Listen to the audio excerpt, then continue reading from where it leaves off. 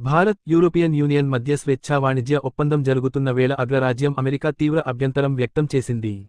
Europe తనకు వ్యతిరేకంగా యుద్ధానికి నిధులు సమకూర్చుతోందని అమెరికా ఆర్థిక మంత్రి స్కాట్ బెసెంట్ ఆరోపించారు. భారత్తో స్వేచ్ఛా వాణిజ్య ఒప్పందం చేసుకునేందుకు యూరోపియన్ కమిషన్ అధ్యక్షురాలు ఉర్సులా వాన్ డెర్ లేయన్ ఢిల్లీకి వచ్చారు. జనవరి 26న జరిగిన రిపబ్లిక్ డే వేడుకలకు అతిథిగా కూడా హాజరయ్యారు. మంగళవారం భారత్తో వాణిజ్య ఒప్పందంపై కీలక ప్రకటన రానుంది.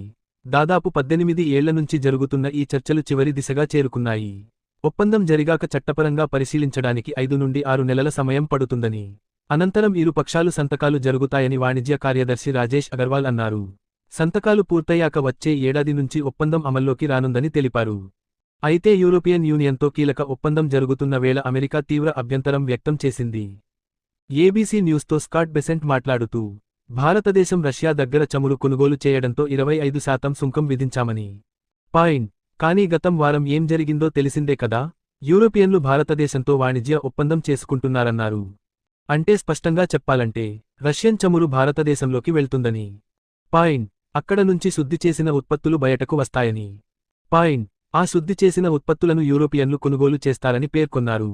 అంటే వారు తమపై యుద్ధానికి నిధులు సమకూర్చుతున్నారని వ్యాఖ్యానించారు. భారత్తో వాణిజ్య ఒప్పందం చేసుకోవడం ద్వారా మిత్రధర్మాన్ని మీరుతున్నాయని ఆరోపించారు. రష్యా దగ్గర భారత్ చమురు కొనుగోలు చేయడంతోనే దాని ద్వారా వచ్చే నిధులతో ఉక్రెయిన్పై యుద్ధం చేస్తోందని పేర్కొన్నారు.